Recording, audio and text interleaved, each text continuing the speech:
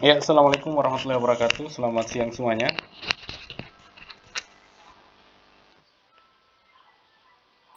Waalaikumsalam warahmatullahi wabarakatuh.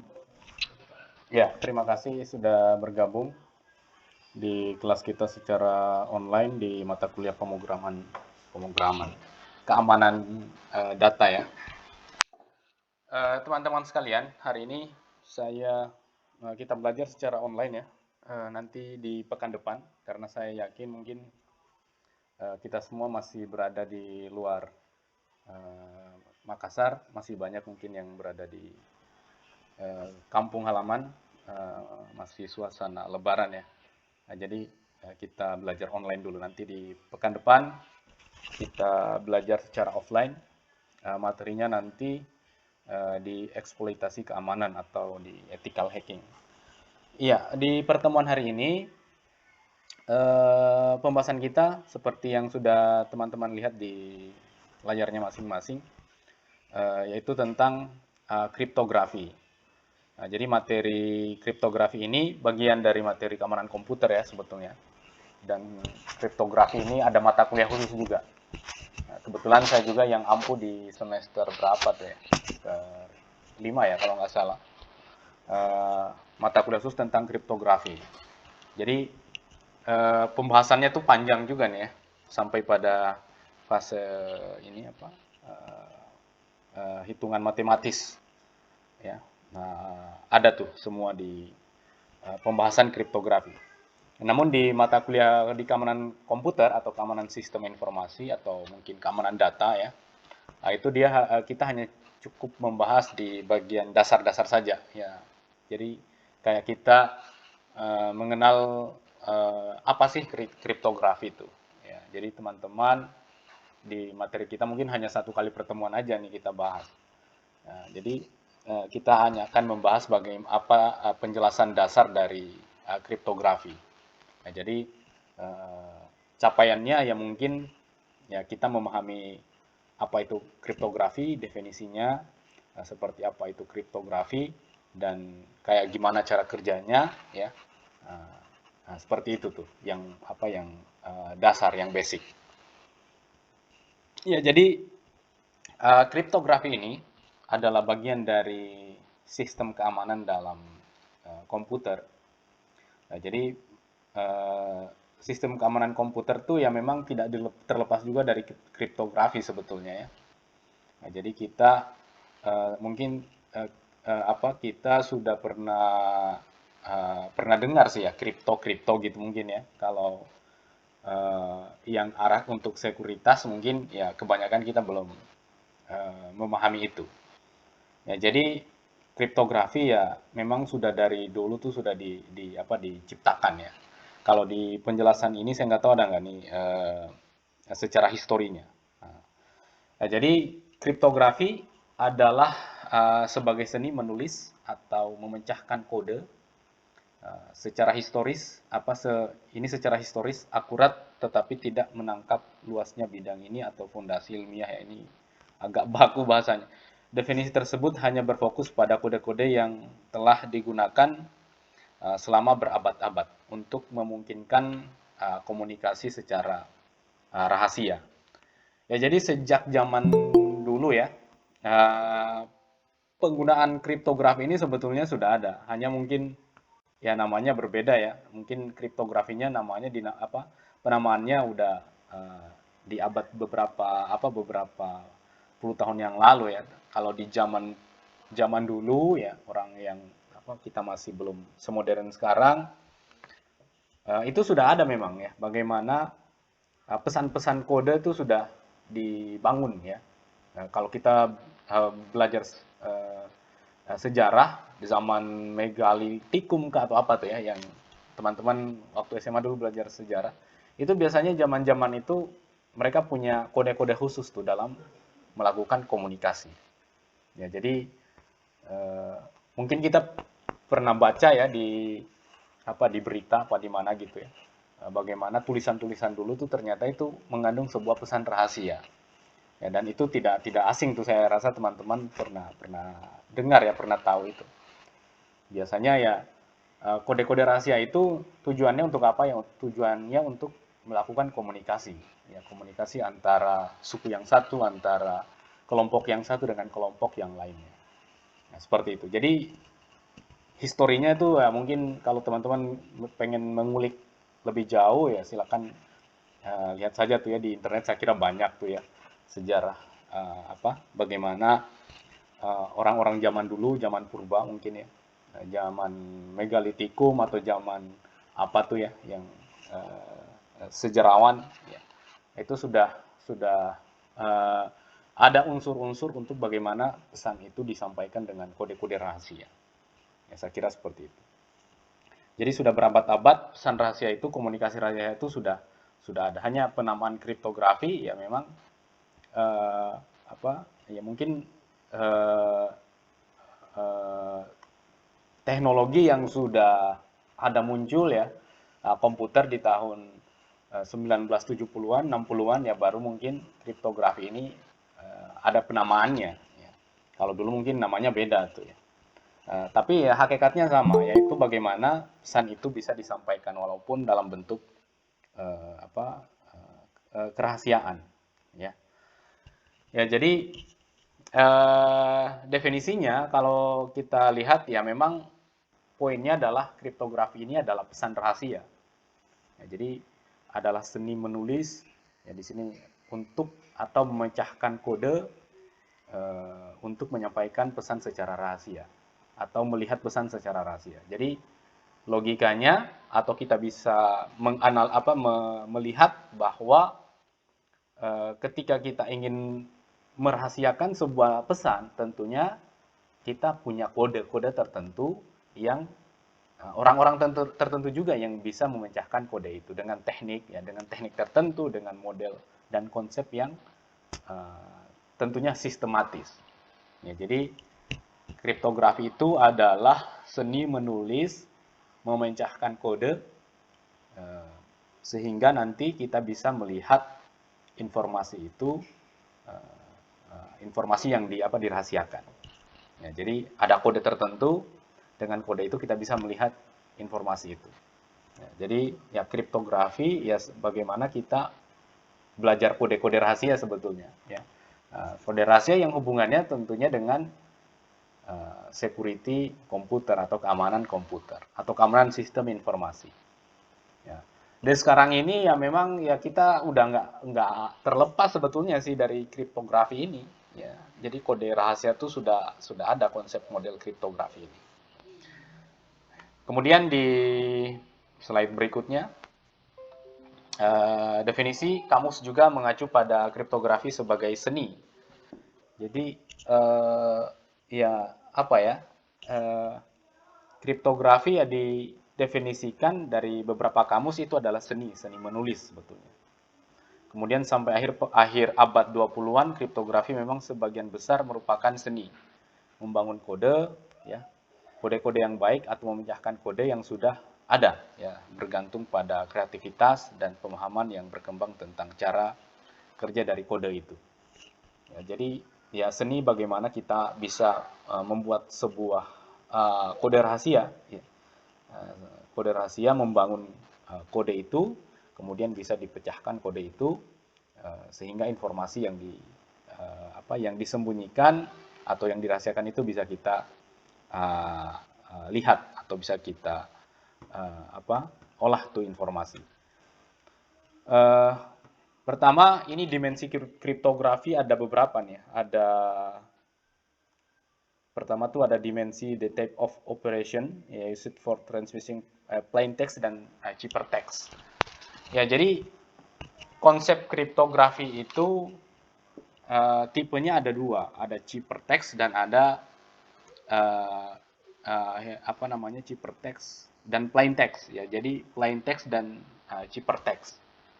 Ya, jadi kalau nantinya teman-teman belajar di mata kuliah kriptografi, itu biasanya tugas akhirnya tuh bikin program plain text dan ciphertext. Jadi satu informasi yang kemudian apakah itu teman-teman kuncinya menggunakan bahasa pemrograman PHP ya, bahasa pemrograman Python, ya, yang bagaimana kunci-kunci atau apa model operation ini, transforming plain text to chipper ini, kode-kode itu kita enkripsi ya, jadi dienkripsi kodenya itu, sehingga ada beberapa model kode-kode yang kita harus lakukan enkripsi dalam model ciphertext dan plain text. Nah, jadi informasi itu nantinya ketika kita enkripsi ya kodenya akan muncul. Ya, jadi ada pesan-pesan yang kita simpan ya dalam model plain dan ciphertext. Nah, jadi itu biasanya tugasnya bikin informasi itu ya, merahasiakan misalkan kayak gambar atau dokumen. Nah, jadi dienkripsi. Ya, jadi dibangun dalam model bahasa pemrograman apakah PHP ataupun bahasa pemrograman Java, Python. Nah, itu bisa kita buat tuh ya plain text dan ciphertext enkripsi. Ya, jadi di mana setiap elemen dalam teks, ya, dalam bit, huruf, kelompok, itu dipetakan menjadi elemen lain. Dan kemudian ditransposisikan di elemen dalam teks yang kemudian disusun ulang. Ya, jadi ketika umpamanya diacak ya itu teksnya, nah, itu kemudian informasi itu akan disembunyikan atau dirahasiakan. Nah, saat kemudian dekripsi kembali, nah, pesan itu akan kembali kepada bentuk awal dan informasi itu kode itu akan mencocokkan ya, dan informasi itu kita bisa membuka ya, informasinya bisa kelihatan. Jadi kriptografi ini sama kayak ya mungkin kayak password ya, sama juga kayak kunci itu ya, kunci rumah ya atau kunci apa saja. Ya, jadi kunci itu kan beda-beda tuh ya bentuknya. Nah, jadi kalau mungkin sekilas sama, tapi kalau ada lekukan yang tidak pas, itu kuncinya tidak akan bisa kita buka. Ya. Jadi sama kayak model plain text dan ciphertext. Nah, jadi kalau umpamanya saat kita masukkan model teksnya, ya, kita enkripsi tidak sesuai, ya maka pesan itu tidak bisa kelihatan atau bisa kita akses. Ya, jadi ya, analoginya hampir sama lah ya kayak kita membuka pintu, membuka gembok menggunakan sebuah kunci. Sama juga dengan penggunaan password, ya password mungkin saat kita login ya sudah kita bahas tuh ya di beberapa pertemuan lalu. Ya, kalau kita login di Windows itu biasanya kita pakai password. Apakah passwordnya itu karakter huruf atau PIN ya. Nah, PIN ATM kan biasanya pakai kode itu ya, pakai PIN. Itu sebetulnya ya model kriptografi ada juga di situ. Ya, walaupun mungkin kalau kita lihat ya memang pengkodean ini ya memang di awal konsepnya memang adalah bagaimana model-model atau konsep kriptografi itu ada di situ ya dalam penggunaan password ya dan biometric authentication itu kan sebetulnya hakikatnya adalah mencocokkan kode rahasia yang kita bangun ya. Nah, jadi kodenya cocok ya informasinya bisa kita akses. Kalau tidak cocok informasinya itu ditolak ya. Ya, jadi seperti itu konsep dari kriptografi. The number of case used jika pengirim dan penerima menggunakan kunci yang sama. Sistem ini disebut dengan enkripsi simetris, kunci tunggal, kunci rahasia atau kunci konvensional. Jadi kriptografi itu adalah kode kunci ya. Jadi mempelajari sebuah kode-kode rahasia atau kode kunci.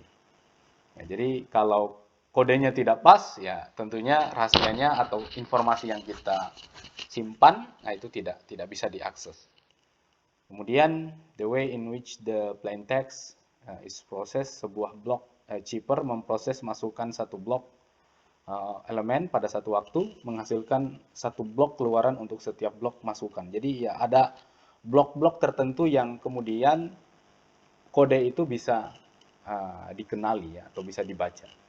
Nah, jadi ini model dari plain text. Kemudian ada cryptanalysis, serangan apa nih, bergantung pada sifat dari algoritma ya, ditambah kan mungkin berbeda pengetahuan tentang karakteristik dari teks yang biasanya.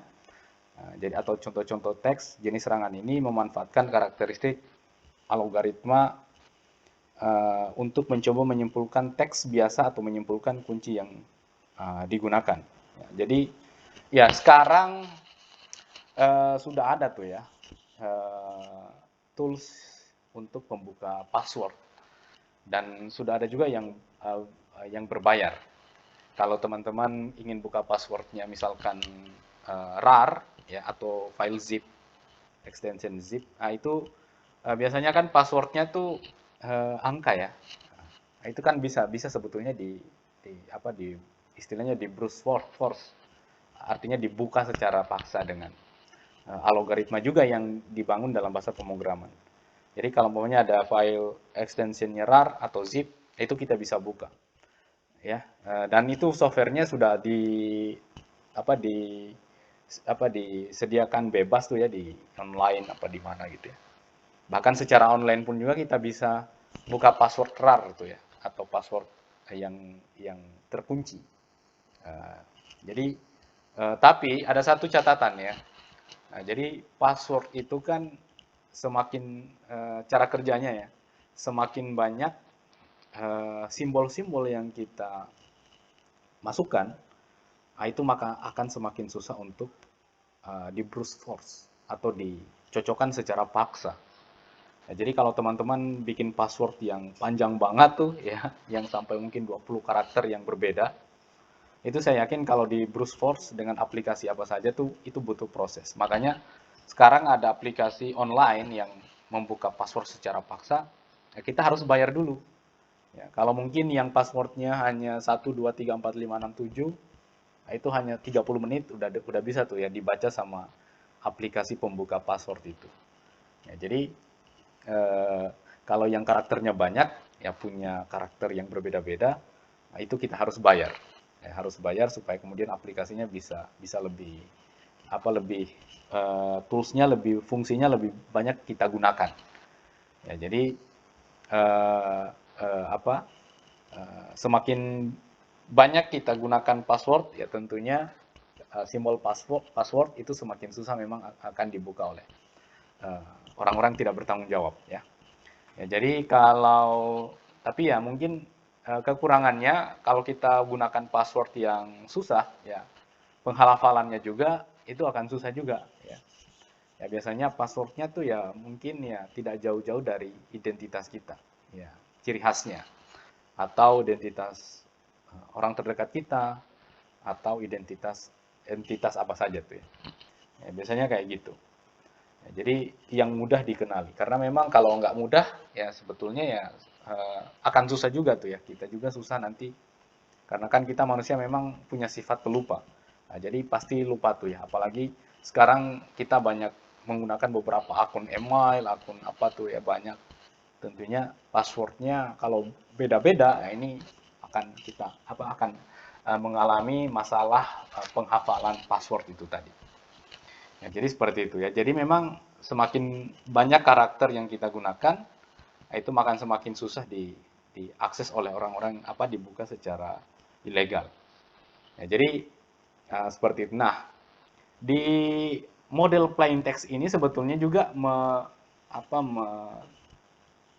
memberikan solusi ya atau memecahkan masalah tadi itu. Nah, jadi karena dengan chipper dan hypertext itu kan artinya kode itu hanya kita aja tuh yang bisa program itu yang nantinya bisa tahu.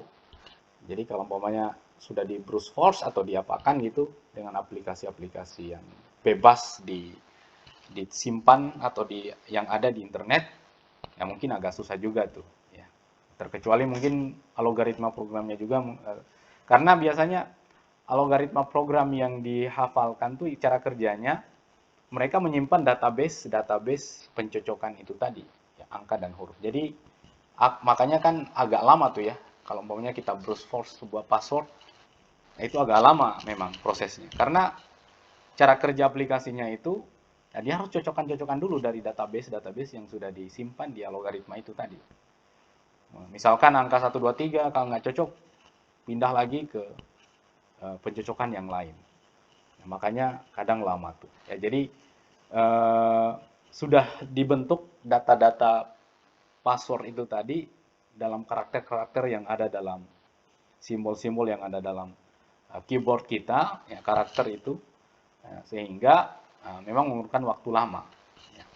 Apakah ada 5 angka, 10 angka kan, itu kan banyak tuh pasti pencocokan itu. Nah, jadi seperti itu ya. Kriptografi bisa menjadi solusi. Ya kalau umpamanya kita ingin menyimpan sesuatu, menyimpan pesan-pesan rahasia tertentu ya. Belajar kriptografi ini juga sudah ada sekolahnya khusus ya. Pemerintah tuh ya sudah bangun sekolah sandi negara. Nah, sekolah sandi negara itu kalau nggak salah itu ada di Depok. Nah, ini belajar lebih jauh nih yang pakar-pakar yang ingin jadi ahli pengkodean ya, ahli cyber juga. Nah, itu masuk aja tuh di situ ya. Sandi negara. Uh, Kemudian apa lagi nih penjelasan? Ya, ini ada istilah brute force attack. Ya, penyerangan mencoba setiap kunci yang memungkinkan pada sepotong teks sandi sampai terjemahan yang jelas ke dalam teks. Ya, jadi brute force ini, attack ini, ya dia mencocokkan sih ya, mencocokkan kode-kode yang sudah dibangun sama programmernya. Jadi mungkin ada bahkan mungkin sampai jutaan data tuh ya, dia cocokkan tuh karakter-karakter yang sama. Nah, jadi pengkodean ini memang kita harus, kalau teman-teman ingin pelajari lebih jauh ya, nantinya mungkin di kuliah kriptografi itu bisa bisa dilihat ya bagaimana algoritmanya, cara kerjanya seperti apa, hitungan-hitungan bitnya kayak gimana, supaya kemudian kalau umpamanya ada kode-kode yang mungkin tidak lazim ya dalam sistem informasi yang kita bangun, nah itu teman-teman mampu menganalisis itu.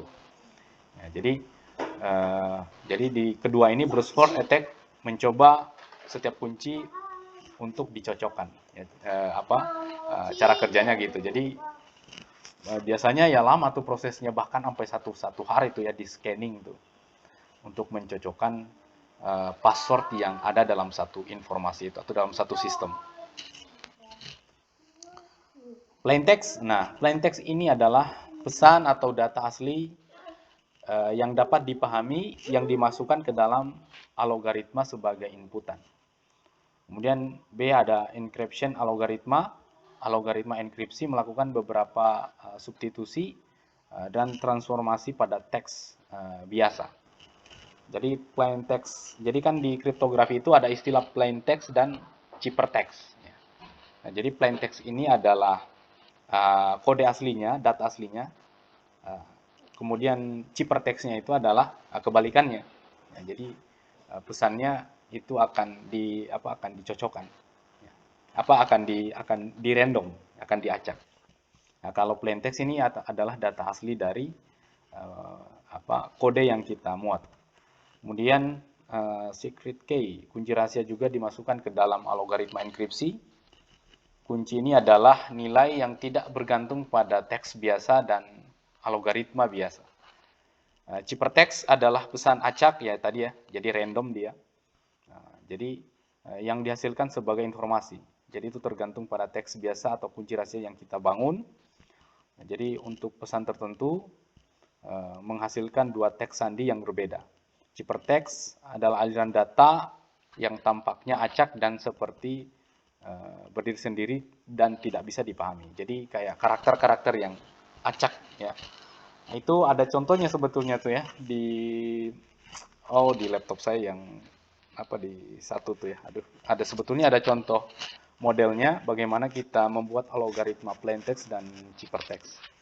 Ya, jadi teman-teman bisa juga tuh ya, bisa download di internet tuh ada kalau nggak salah di YouTube tuh ya. Saya juga dapat di situ. Nah, itu sudah ada, tinggal dimodifikasi aja. Nah, yang penting kan poinnya dapat tuh gimana cara kerja plain text dan ciphertext. Nah, nanti kalau mata kuliah kriptografi mungkin bisalah kita simulasikan itu ya, model-model plain text dan ciphertext ini. Kemudian decryption algoritma pada dasarnya adalah enkripsi yang berjalan secara terbalik. Ya, ini mengambil teks sandi dan kunci tersembunyi. Nah, jadi enkripsi data ya dan dekripsi. Ini maaf ada telepon, tunggu saya angkat sebentar dulu.